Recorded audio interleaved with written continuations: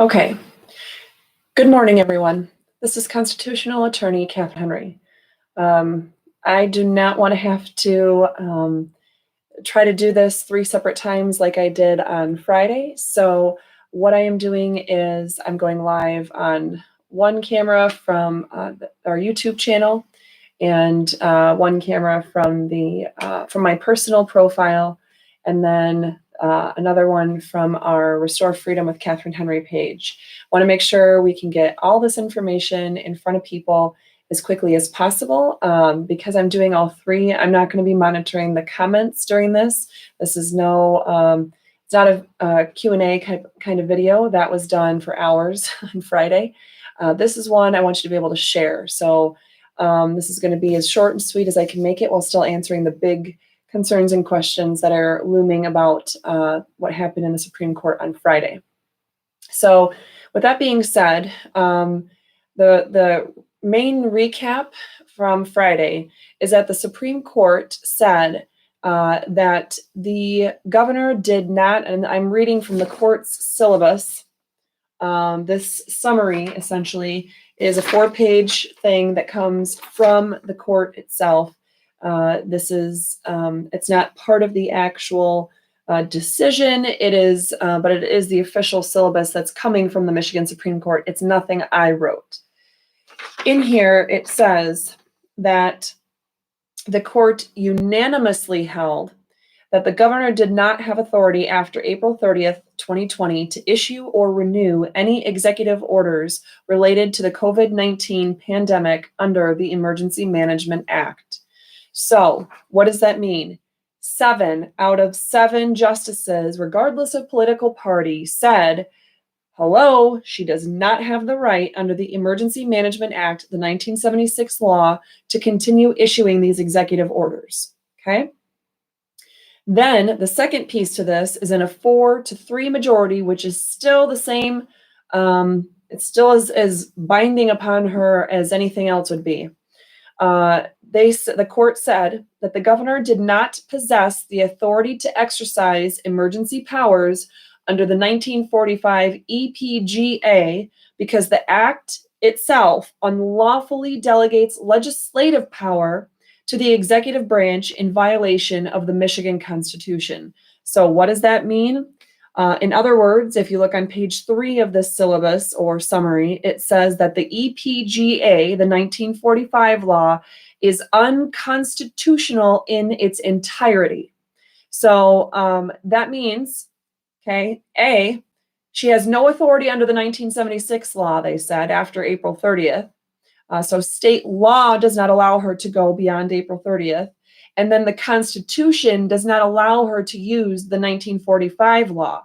So in order to do these executive orders, these COVID-19 executive orders, she was relying on doing things under one of those 2 statutes. She cannot do them anymore at all. Everything she's done after April 30th, the Supreme Court of Michigan has said is over. It's done. She has no more emergency powers after April 30th. Of course, I argued in the Supreme Court that she didn't have that ability to do so from day one because even the 1976 Emergency Management Act violates our constitutionally protected God-given liberties.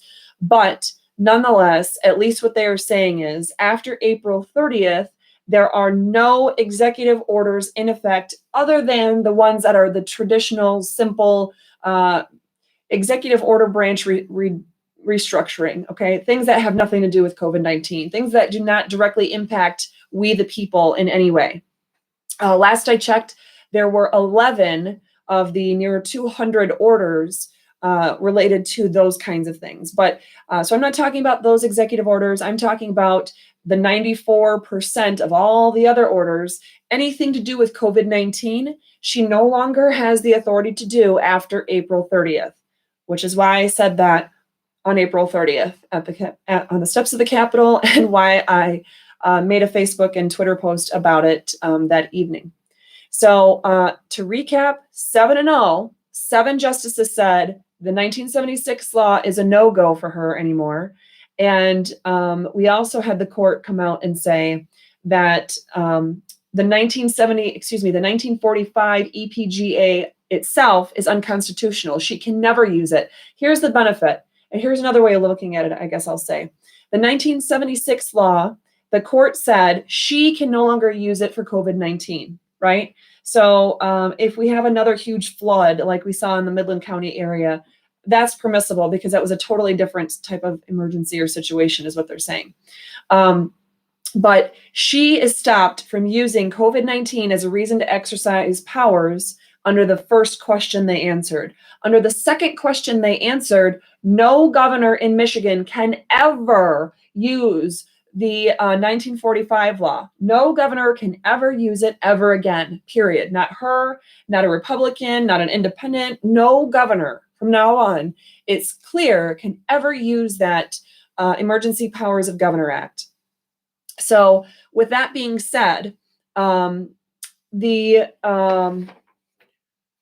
see, what are some of the other, so the governor has said she has 21 days, right? That we have to follow her unconstitutional and illegal orders for another 21 days. That's not a thing. The only two things about 21 days that she could be remotely referring to or that she is trying to refer to in her press releases and everything come from court rule. Okay, so if you can go to the Supreme Court's website.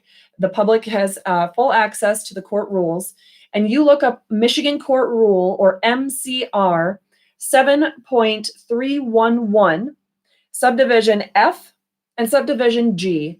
Subdivision F is if she's asking for a rehearing on it. The interesting thing here, though, is that this is not a typical case. This is not something where a court case was filed in, say, the Court of Claims against her, and then the losing party appealed it to the Michigan Court of Appeals, and then they eventually appealed it to the Michigan Supreme Court, and then the losing party is asking for another hearing. This situation it came out of a case where 3 doctors' offices and 1 patient sued the governor, the attorney general, and the Michigan director of the Department of Health and Human Services in federal district court, so trial court level in federal court. That district court judge said, you know what, if I can resolve this case, if the plaintiffs can win based on state law or state constitutional claims, then we need to have that addressed first. So because these issues had not been addressed yet by our state's highest court, the federal district court certified 2 questions down to the Michigan Supreme Court. And the Michigan Supreme Court is the highest court that she could possibly go to on state law violations or whether our state statutes violate the state constitution. So let me make it clear. Let's say the question was in general whether the EPGA or the executive orders violate our U.S. Constitution. Our state Supreme Court is not the highest court in the land for that. The United States Supreme Court could be the next court after that if the losing party decided to file an appeal. However, that is not the questions that were posed to the Michigan Supreme Court. Literally, the Michigan Supreme Court was asked by the federal court to give them the final answer on whether the governor violated state law. Federal courts don't have jurisdiction over that. They're not going to touch that issue. So the state Supreme Court is the highest court that can answer whether our governor, with her acts in the state of Michigan, violated state law. Then you have the issue, the question 2 was asking if our state law violates our state constitution. The federal courts have no jurisdiction over that. This is not an issue of U.S. Constitution. It was boiled down just to whether our state law, the 1945 law, violated the state constitution. And the Supreme Court of Michigan said, yes, the state law violates the state constitution. So they simply gave the answers of those 2 questions back to the federal district court, so the federal district court can use those answers to then determine how the case itself gets settled. How does it get resolved?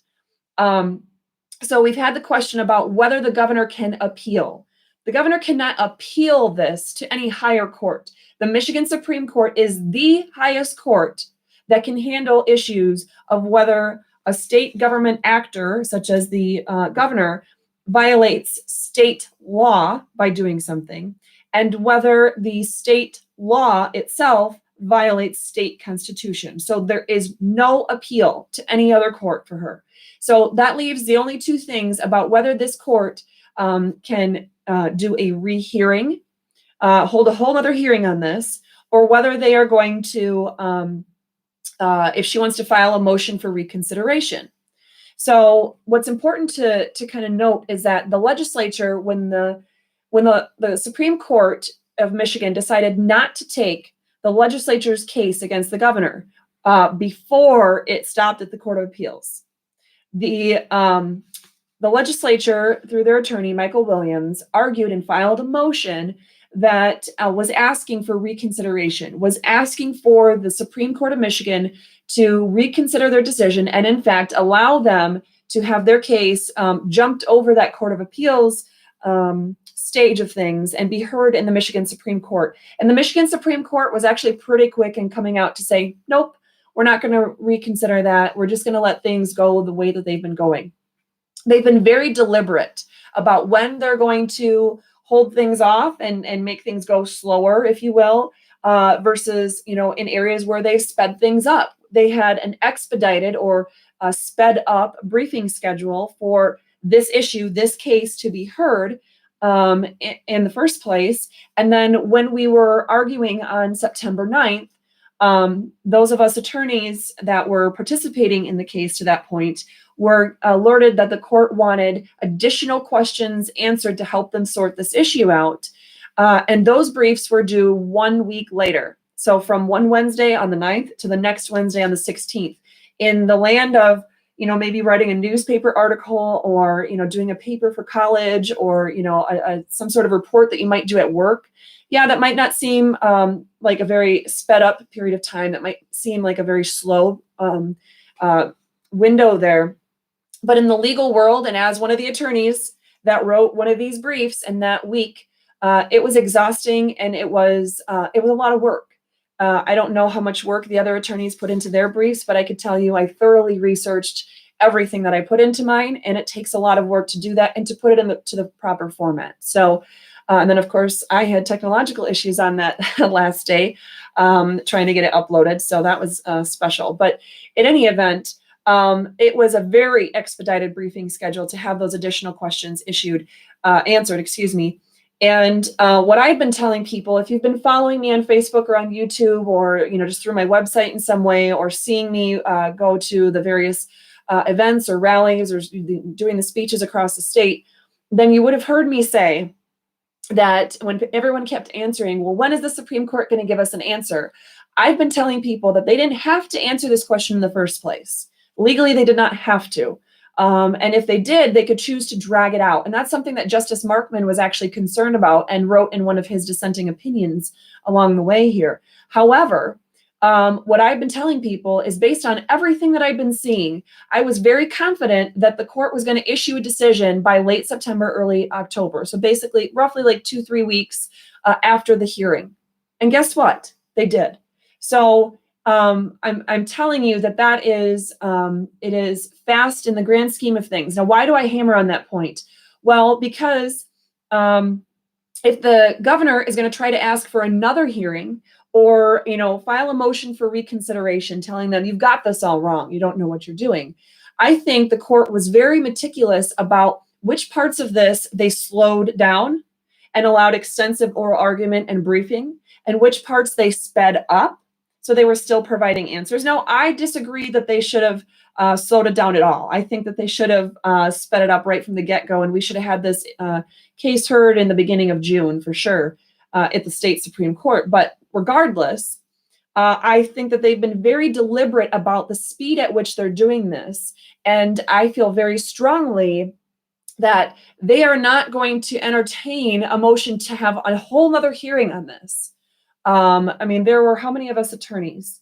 It was the plaintiff's attorney, then myself, then the legislature's attorney got to participate, and then the governor and the director of Department of Health and Human Services had their own attorney. The Attorney General's office then had an attorney representing, And then the House Democratic Caucus, I believe, 6 attorneys that were able to argue that day. And the scheduling for such a thing can be obviously quite a nightmare, and et cetera. So I truly believe, and if you watch that video that day at the Supreme Court, they argued, or excuse me, they had arguments happening. We as attorneys were on by 9 a.m. and we didn't log off until somewhere between 1:15 and 1:30 that day. That's quite a bit of time to be hashing out all of these issues, especially when the main issue was actually very minute. It was very pinpointed. So with that being said, I do not believe a motion for rehearing is even reasonable at this point. I would like to think that the governor is not even going to waste our tax dollars and resources on even filing such a ridiculous thing. Motion for reconsideration, if she strongly believes that they got it all wrong, if anything, she can file a motion for reconsideration. Now, why am I telling you all this legal crap? Here's the reason. In this court rule, it talks about the 21 days that basically, in this part of the court rule, she has to file her motion for reconsideration within 21 days. Sure, that part's in there. But MCR 7.311G, on a motion for reconsideration, it says this at the very end of this little paragraph here. It says this sentence: the filing of a motion for reconsideration does not stay the effect of the order addressed in the motion. What that means is the Supreme Court's order that they came out with, I think it's not just done as an opinion, I believe it's an order, but regardless, in this opinion, there is no stay, there is no pause button, there is no legal authority whatsoever for the governor to think that she has this 21 days that everybody has to wait and follow these clearly unconstitutional executive orders. Not at all. So to the extent that the governor thinks she's either going to appeal to some other court, or that she has the right with Michigan court rules to force everybody to wait 21 days after our court finally has declared, in fact, these are unconstitutional and illegal, period. No, there's no legal authority for that whatsoever. So what does that mean? I was asked on a TV show, Fox 2 over in the Detroit area today, can we burn our masks today? Or what does this mean about the decision? Yes, you can burn your mask. You can do whatever you want with it. I mean, don't throw it on the street, because we've seen a lot of people doing that. I'm sure it's the same people trying to force us to wear the masks in the first place, littering theirs all over the place. But you do not have any legal obligation whatsoever to wear a mask. So because she had no right to declare a state of emergency or renew a state of emergency after April 30th, that was very clearly stated by the Michigan Supreme Court, then under that 1976 law, and the 1945 law is completely and entirely unconstitutional and can never be used again. Every single order that she has been issuing since then, based upon that state of emergency, they're all gone. They evaporated. They are literally void.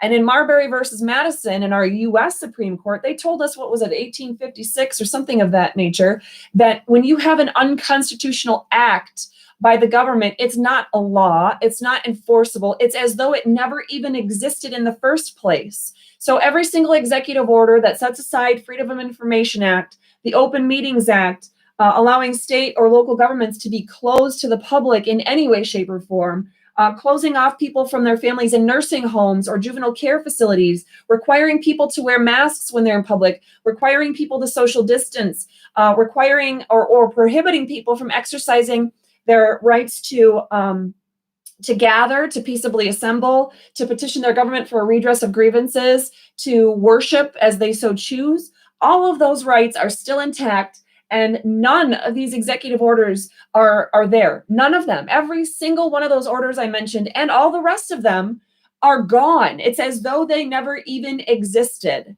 I hope that's as clear as it needs to be for you. I honestly don't know how else to say it. If you would like to wear a mask because you believe it's going to save you or help you, or perhaps you're immunocompromised, you have the freedom to do that. And I hope people are not going to give you a hard time about it, because they don't know what's in your life or in your situation. But if you do not want to wear a mask, or perhaps you are medically unable to wear a mask, don't worry about wearing one anymore. You do not have to. And yes, I know there's been questions about, well, or statements that, but private businesses can do whatever they want. They can tell you no shirt, no shoes, no service, no mask. I even saw a sign on a door that said that. They cannot do that. First of all, most of these, a vast majority of these businesses are doing this because of this executive order. When you are enforcing things upon the people, the customers, the clients that come into your doors as a business, because the government has told you so, because the government has said you must do this, well, then you are acting as an arm of the state. Then you are bound by all of the restrictions that apply to government because you're doing the government's dirty work. So of course you can't hide behind the whole I'm a private business thing. Now, let's say it's one of these few businesses that has tried to go with well, it's our company policy, right? Menards, for example. Does Menards have the right to tell a person in a wheelchair they're not allowed to come in their store because, there might be all kinds of cooties and germs and things on the wheels of their wheelchair? Can Menards say to somebody, I don't like that your shirt says Donald Trump 2020 for president, keep America great, so you can't come into my store? Does the store have the right to do that? If you think the answer is yes to any of that, then you need to move to another country because that is not acceptable in the United States of America. So just to be exceedingly clear, God gave us our rights. And I don't care if you believe in God. That's not my problem. That's your problem. You'll have to answer that for someday. That's not a discussion here. What is important is that our state and federal constitutions and our Declaration of Independence, all three of them make it exceedingly clear that we get our rights from God, and we are preserving those rights in our state and federal constitutions. In fact, the only reason why we create government in the first place, as talked about in the Declaration of Independence and our state constitution and our United States Constitution, is to secure the blessings of freedom and liberty that God has given to us. So God gave us a whole bunch of freedom, and governments are instituted among men to secure those freedoms. That is the whole point of government. Government is not there just to keep us safe and protected and be our mommies. I have a mommy. Her name is Kim. Her name is not Gretchen. So, and by the way, I'm 37, so my mommy doesn't get to tell me what to do anymore. We are adults, we are human beings, and we are given freedom by God.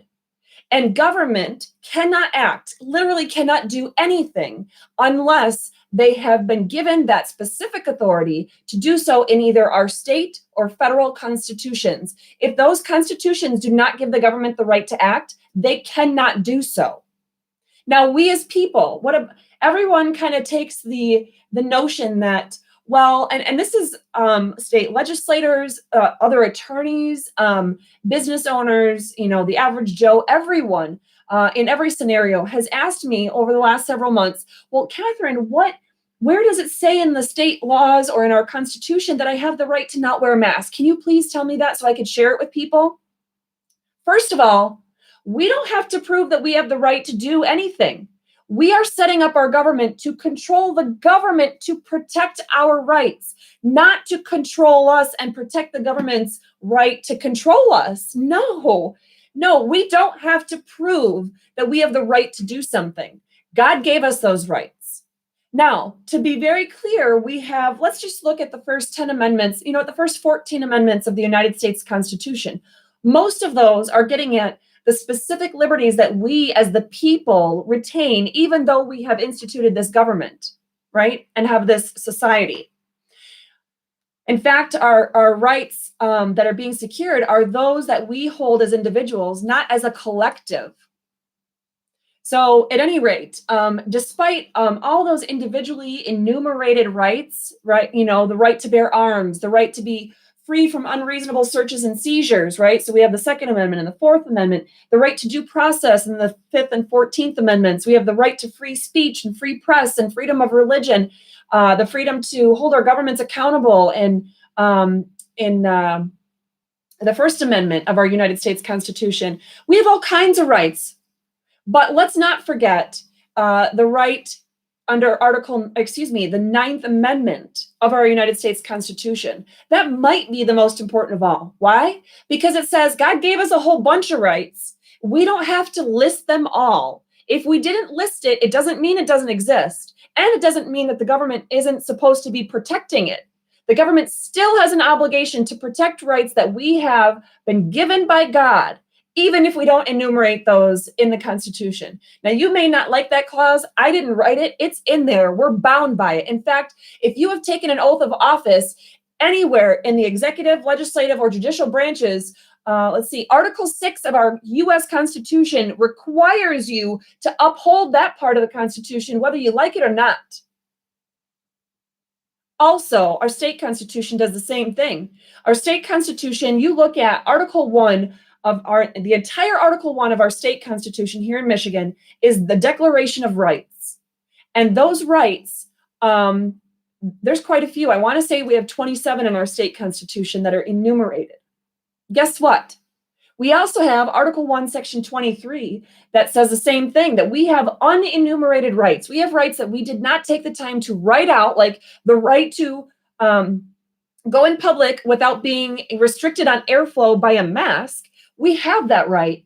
It's just found in Article 1, Section 23, the unenumerated rights. And so if you serve in state or local government, whether it's on a school board or whether you're part of the public health department, whatever, it doesn't matter. If you serve in state or local government here in Michigan, you have zero right to trample on the freedoms that are guaranteed to us in that entire Article 1 of our state constitution. And in fact, in order to hold that position, you are required to have the same oath of office to uphold the U.S. and Michigan constitutions.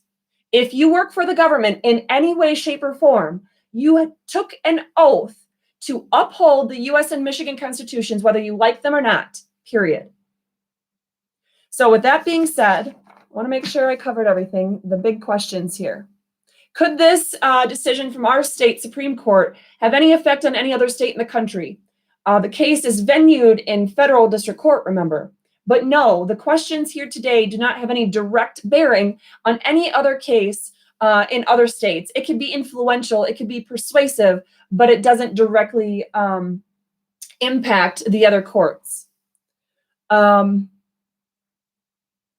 And people have been wondering on who was I representing, or what group on behalf of was I speaking when I argued this case in front of the Michigan Supreme Court, when I write these briefs, when I do this legal work here. The answer is Restore Freedom. As part of that Restore Freedom umbrella, we have the Restore Freedom Initiative Constitutional Amendment Petition, where we are gathering 425,059 signatures to strip away the extra language and garbage, to clarify things so we have if we have governors that want to twist and turn things around anymore, that can't happen in the future. We need your help to get those signatures, but that's part of the group. The other part of that Restore Freedom umbrella is my law firm, Restore Freedom with Catherine Henry PC. And that's where I'm going to do work, everything that it takes from now on for the rest of my career to focus on ensuring that we have our constitutionally protected God-given liberties. If you'd like to help in any way, you can donate by going to restorefreedomkh.com, because all of the work I've been doing so far in that regard is done by donation. It's done by me volunteering my time. We don't have paid staff here. So with that being said, there's one last question. What about Oakland County? They have supposedly issued an order as of Friday. I want to say it was their health department that issued the order, that they're utilizing public health code. Now, I didn't read the two together, the public health code with their order that require people to wear masks. But I could tell you what, it's the same statute that I have told you guys about and have pulled it up and read it word for word to you many times since April. I've been telling people since April, this is bad news. This is why that 1945 repeal wasn't going to fix anything, because the second that the 1945 repeal, the 1945 law was shot down, she was going to ramp up, and our government agencies across the state were going to ramp up their use of the public health code. This is not about a state of emergency. This is about control. And so, yeah, I do believe that they are following the letter of the law when it comes to the public health code when they are issuing these orders. However, those laws, that's yours, Mike. You got to turn off the volume. Turn it off. The public health code. I guess we have a problem with one of our videos. Are we going? Are we good? Okay, so that part of the public health code, which I want to say it's either in chapter 333 or chapter 325. That part of the public health code is unconstitutional. There are several parts of the public health code that are unconstitutional. And I have shared that in previous videos with people. But now that we have the fight of the masks, now that it is clear, exceedingly clear, 1945 law, a no-go for any governor, 1976 law is a no-go for Gretchen. Okay, now that we have that point finally proven, we need to focus on the mask issue. And I will be ramping up significantly on how to help people understand that even if there is a state law that requires it, which there is now, there's a different state law that they're using. The Constitution does not allow it at all. There's no ands, ifs, or buts about it. So with that being said, I think we covered all of the main points. What? I would say there's still an issue with, or a question with kids in schools and kids in sports. So, does your child in school or in sports have to wear a mask? The Constitution says no. In fact, let's assume that there is some sort of lawful order in place that's requiring kids to wear masks in school or in sports. They too would still have the ADA protections, because if they are not medically able to wear a mask while doing that, the school districts and whomever else, they can't stop the children from participating merely because they can't wear a mask. That defies common sense. Besides the fact that these masks, wearing of these masks is not a medically settled fact that wearing a mask is going to stop or even slow the spread of COVID-19. In fact, a lot of the people that have been getting sick over the last couple months, they're wearing the masks and they're getting sick because of the bacteria that they're collecting in and around their mouth and going down into their lungs. So we need to keep all those facts in mind. But regardless of what the facts are, we need to remember the Constitution supersedes all, right? The Constitution supersedes an executive order. The Constitution supersedes a state law. The Constitution supersedes any kind of act from the public health department or order from the public health department. The Constitution supersedes anything that the local school districts are trying to do. So what do you need to do? You need to let your local health department, you need to let your school board know, you need to let your principal and your superintendent know. The Constitution does not allow them to continue this craziness.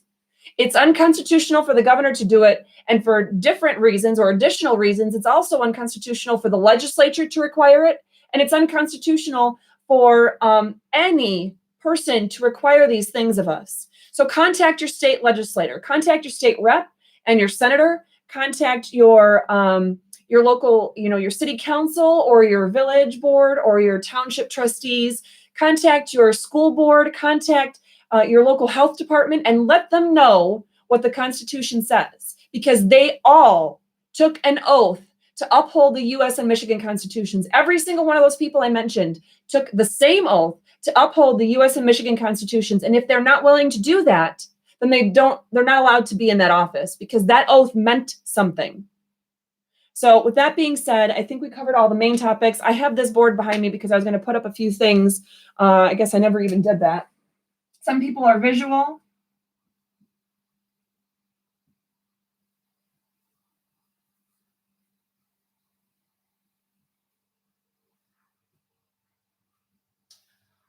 Oh, let's see.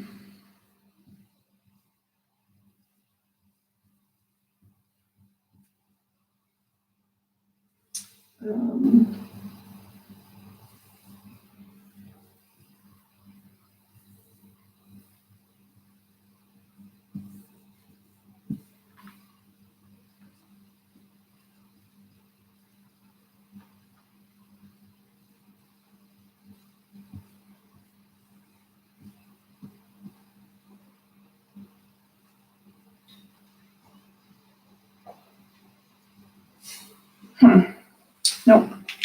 I need the eraser, please. Is it right? Mike, yeah, that one will work. Thank you.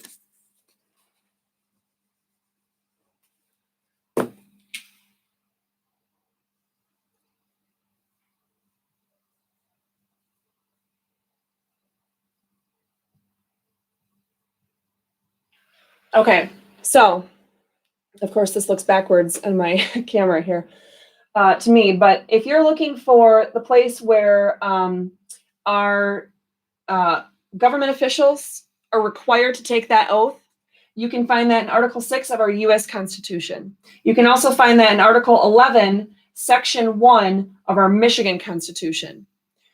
You can also go to Article 1, Section 23 of our Michigan Constitution to find where it talks about our unenumerated rights. And the 9th Amendment of our U.S. Constitution talks about our unenumerated rights that are still guaranteed to be protected. The main thrust of the case, though, in this, as far as how the court determined that her actions under the EPGA or 1945 law, they are declared to be unconstitutional from Article 3, Section 2 of our state constitution. So I at least wanted to remind you of a few of those. If you want any of this information, I talked about all of these in my last couple of briefs to the Michigan Supreme Court. You can find those briefs on Restore Freedom, K as in Catherine, H as in Henry.com. That's restorefreedomkh.com. You can click on the resources tab and then documents, and you'll be able to find my most recent briefs. All of that information and more is in there. And again, I will be very shortly putting out some more information soon to help you share it with others. Again, I realize that there's been hundreds so far of comments on, on the various feeds. I just want to be very clear that I won't honestly even have time to probably look at those today. Hopefully some of my Restore Freedom volunteers might be able to help direct you to answer your questions if there's something that they know of as a way to answer your questions. But I have to be digging into this mask thing even further to stop the insanity. So please join in my efforts and please reach out to all of those officials that I talked about. And I thank you for your continued partnership to help us restore freedom here in Michigan. Thanks, everyone.